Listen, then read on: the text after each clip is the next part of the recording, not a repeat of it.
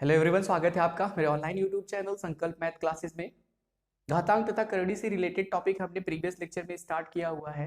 वहाँ पे हमने कुछ रूल्स और एज अ फार्मूले बेस्ड हमने कुछ रूल्स पढ़े और उन पर बेस्ड एक दो क्वेश्चंस की प्रैक्टिस भी हमने की, किस तरीके से क्वेश्चंस में उन रूल्स को इस्तेमाल करते हैं। ठीक है, अभी हम करने के वाले हैं कुछ क्वेश्चंस की प्रैक्टिस। हमने घातांक पर आधारित या कुछ क्वेश्चंस लिखा हुआ है, इनकी प्रैक्टिस हम करेंगे और देखेंगे कि जो रूल्स हमने वहां पे पढ़े थे प्रीवियस लेक्चर में, आई होप आपको वो रूल्स याद हो गए होंगे, उन्हें आपने एज अ फार्मूला याद कर लिया होगा।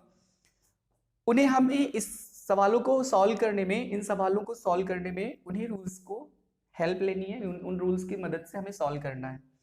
तो देखिए यहाँ पर क्वेश्चन नंबर 1 क्या है कि यदि यम तथा यन ऐसे धन पूर्णांक है कि यम की घात यन बराबर 25 यानी m to the power n is equal to 25, m की घात अगर n है तो वो बराबर है 25। तो n की घात m का मान हमसे पूछा है कि इन ऑप्शंस में n की घात m का मान होगा क्या। तो देखिए यहां लिखा है m की power n is equal to कितना, 25।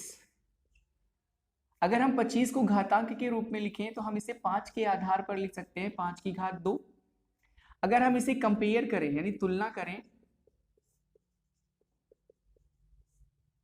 तो तुलना करने पर आप देख सकते हैं कि आधार यहाँ m है और यहाँ कितना है 5, तो m इज इक्वल टू हो जाएगा कितना 5, और घात यहाँ n है और यहाँ 2 है तो n बराबर कितना हो जाएगा 2।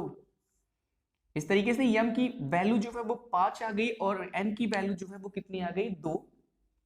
अब हमें जिसका मान निकालना है वो है n की पावर m। तो हम करेंगे क्या, n के प्लेस पर 2 रखेंगे और पूरे की घात m है तो m की वैल्यू है 5। 2 की घात 5 का मतलब है कि 2 का कितनी बार गुणा, 5 बार गुणा, यानी 2 गुणे 2 गुणे 2 गुणे 2 गुणे 2, फिर 2 और 2 का गुणा 4, 4 और 2 का गुणा 8, 8 और 2 का गुणा 16, फिर 16 और 2 का गुणा कितना हो जाएगा 32 हो जाएगा। तो इस तरीके से आप देख सकते हैं कि m की पावर n की वैल्यू अगर 25 है तो इसे हमने घातांक रूप में लिखा 5 की घात 2, जहां आधार 5 है और यहां आधार m है तो दोनों आधार आपस में बराबर हो जाएंगे। घात n है और यहां 2 है तो दोनों घात आपस में बराबर हो जाएंगे। इस तरीके से m की वैल्यू आ गई 5 और n की वैल्यू आ गई 2। n to the power m की वैल्यू हमें फाइंड करना है अकॉर्डिंग टू द क्वेश्चन। इसलिए हमने क्या किया, n के प्लेस पर 2 और m के प्लेस पर 5 रखा, तो 2 की घात 5, और इसे जब हमने एक्सपेंड किया यानी इसे प्रसारित किया तो किसी भी आधार पर जितनी घात लगी हुई होती है उस आधार का उतनी बार गुणा होता है। तो 2 की घात 5 का मतलब हमें 2 को 5 बार मल्टीप्लाई करना है, तो 2 गुणे 2 गुणे 2 गुणे 2 गुणे 2, 2 और 2 का गुणा 4 दूनी 8 दूनी 16 दूनी कितना हो गया 32। इस तरीके से n की घात m की वैल्यू आ गई 32। तो ए बी सी और डी ऑप्शन में हमारा D is the right option.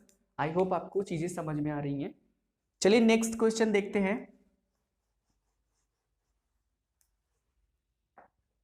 Question number 2, यदि x तथा y ऐसी धनात्मक वास्तविक संख्याएं हो कि x की घात 1/3 बराबर y की घात 1/4, इस रिलेशन में ये दोनों दिए हुए हैं हो, तो a b c और d में जो रिलेशन हमें दिया गया है, a में दिया गया है कि x की घात 3 बराबर y की घात 4 सही है, या b वाली रिलेशन x की घात 3 बराबर y सही है, या c की रिलेशन x बराबर y की घात 4 सही है, या फिर d रिलेशन x की घात 20 बराबर y की घात 15 सही है, हमें बताना है।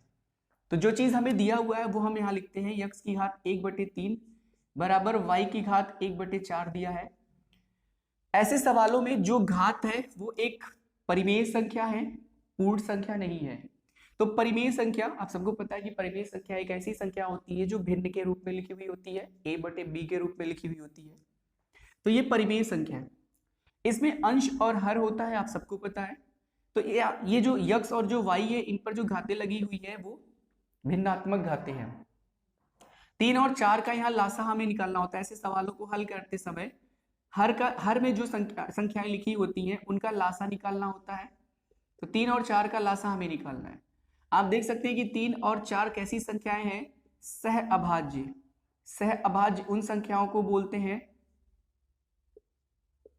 ये सहभाज्य संख्याएं हैं।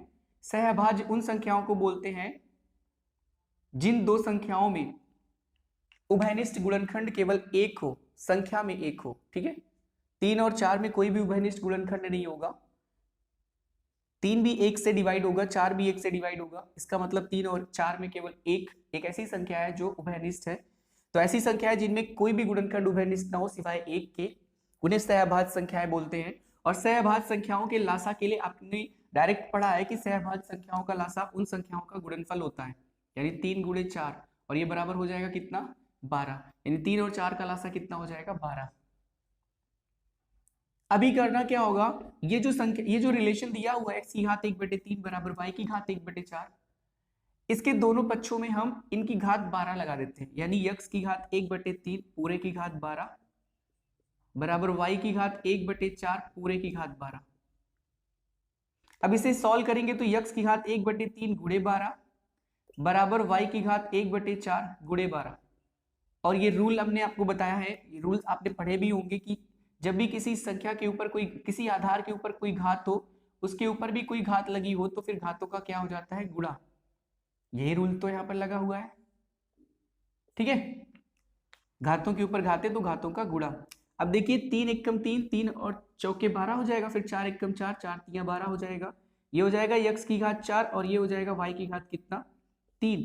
x की घात 4 बराबर y की घात 3, एक रिलेशन बनी, और ये रिलेशन ना तो ये है ना ये है ना ये है और ये ना ये। x की घात 4 है, यहाँ x की घात 3 बराबर y की घात 4, यानी x के ऊपर 3 दिया हुआ है, y की घात 4 दिया हुआ है, यहाँ रिलेशन उल्टा आ रहा है, x की घात 4 और y की घात 3, तो ये तो हो नहीं सकता, ये दोनों भी नहीं हो सकते, तो बचा डी वाला ऑप्शन, वही सही ऑप्शन होगा। पर अगर आप करना चाहते हो तो दोनों पक्षों में घात 5 कर दो, यानी x की घात 4, इसकी घात भी 5 कर दो, और बराबर y की घात 3, इसकी घात भी 5 कर दो, क्योंकि दोनों पक्षों में, किसी भी समीकरण के दोनों पक्षों में हम एक जैसा बदलाव कर सकते हैं, ठीक है। तो हमने दोनों पक्षों की घात 5 कर दी। अब x की घात 4, फिर ऊपर भी एक घात है तो इन दोनों का गुणा हो जाएगा, तो x की घात कितना हो जाएगा, 4 5 20, y की घात 3, इसके ऊपर भी एक घात है तो घातों का गुणा, तो y की घात कितना हो जाएगा, 15। आप देख सकते हैं x की घात 20 बराबर y की घात 15, और d जो है उसमें ये रिलेशन दिया हुआ है कि x की घात 20 बराबर y की घात कितना है, 15 है। आई होप आपको चीजें समझ में आ रही होंगी।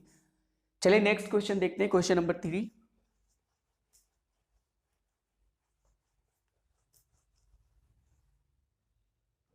यहां देखिए लिखा है, कड़ी के अंदर लिखा है 4 की घात n बराबर 1024 हो तो n की वैल्यू बताना है। आपको मैं पहले बता दूं कि जब भी इस तरीके से कोई चीजें होती हैं, यहाँ मान लीजिए a लिखा है, तो इसका जो मान होता है उसे हम लिख सकते हैं a की घात 1/2, यानी करड़ी के अंदर अगर कोई संख्या लिखी है तो करड़ी की जो वैल्यू होती है उस संख्या के को एज आधार, एज अ बेस बनाकर उसके ऊपर घात क्या होती है, 1/2 होती है। तो इस तरीके से, अगर इस तरीके से लिखा हुआ है बराबर, तो a की घात 1/2 होगा। तो यहाँ पर लिखा हुआ है 4 की घात n, फिर उसके ऊपर इस तरीके से वर्गमूल लगा हुआ है, बराबर है कितना, 1024। तो इसको आप लिख सकते हैं 4 की घात n पूरे की घात 1/2, क्योंकि वर्गमूल को आधार, जो संख्या यहाँ लिखी हुई होती है वर्गमूल के अंदर, उसे आधार मानकर उसके ऊपर 1/2 की घात लगा दी जाती है, बराबर 1024। 4 को हम लिख सकते हैं 2 की घात 2, तो 2 की घात 2 इस 4 को, और उसके ऊपर घात n है तो घात n, फिर उसके ऊपर भी घात क्या है, 1/2, बराबर कितना, 1024। घात एक आधार है, इसके ऊपर एक घात, फिर उसके ऊपर घात, फिर उसके ऊपर भी घात। तो बाय रूल जब भी किसी आधार के ऊपर घाते हो और उसके ऊपर भी घात हो, फिर उसके ऊपर भी घात हो, तो फिर घातों का क्या होता है, गुणा होता है। इस तरीके से 2 की घात हो जाएगा 2 गुणे n गुणे 1/2, और बराबर इधर 1024। ये 2 से 2 कट जाएगा, 2 की घात यहाँ n बचेगा, क्योंकि n और 1 का गुणा n होगा, बराबर 1024।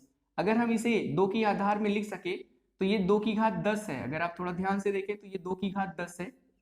जब आप 2 का 10 बार गुणा करेंगे, 2 गुणे 2 गुणे 2 गुणे 2, ऐसे 10 बार करेंगे 2 का गुणा, तो उसका गुणनफल 1024 आएगा।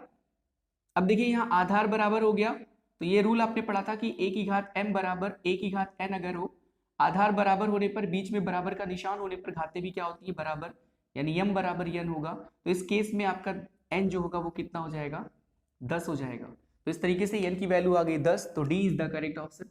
आई होप आपको चीजें समझ में आ रही है, ठीक है।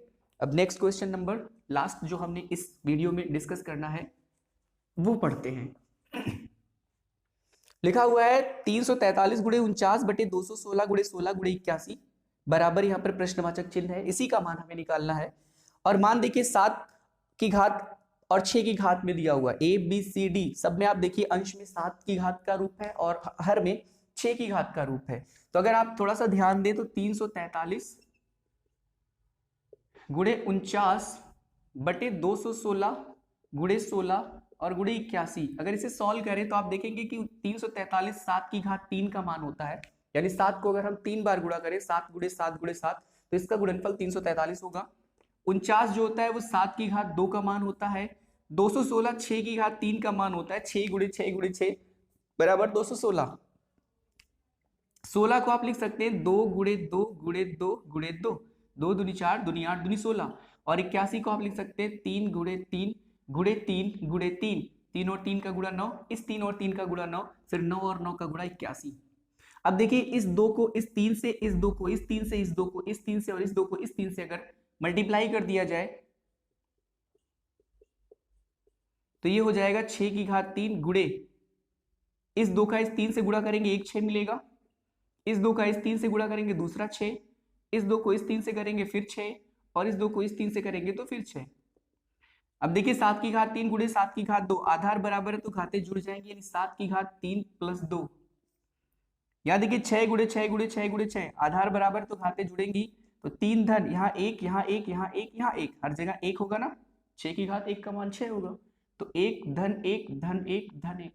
अभी हो गया 7 की घात कितना, 3 और 2 मिलेंगे तो 5 होगा, 3 1 4 1 5 1 6 1 7, यानी 6 की घात कितना 7। तो इस तरीके से 7 की घात 5 बटे 6 की घात 7, ये चीज आपको यहाँ मिली। ठीक है, आई होप आपको चीजें समझ में आ रही है। तो ऑप्शन कौन सा राइट होगा हमारा, 7 की घात 5 बटे 6 की घात 7, ए वाला ऑप्शन जो है राइट ऑप्शन होगा। आई होप आपको इस वीडियो लेक्चर में जितने भी क्वेश्चंस हमने प्रैक्टिस किए हुए हैं उनके सॉल्यूशंस आपको अच्छे से समझ में आए होंगे। आप इनकी 1-2 बार प्रैक्टिस करेंगे तो क्वेश्चंस आपको और अच्छे से समझ में आ जाएंगे। वीडियो शॉर्ट ही रहेगी, मैं पहले भी बता चुका हूं, ताकि आपको पढ़ने और रिवीजन करने में आसानी हो। और अगर आपको लगता है कि इन वीडियो से आपके प्रिपरेशन में हेल्प मिल रही है तो फिर इन वीडियोस को लाइक शेयर और सब्सक्राइब भी कर सकते हैं। इसके अलावा कोई सुझाव हो या फिर कोई सजेशन हो तो आप उसे कमेंट बॉक्स में, सजेशन हो या फिर कोई क्वेरी हो तो आप उसे कमेंट बॉक्स में लिख सकते हैं। मिलते हैं अपने नेक्स्ट वीडियो में, इसी टॉपिक से रिलेटेड कुछ और क्वेश्चंस की प्रैक्टिस करेंगे। तब तक के लिए धन्यवाद।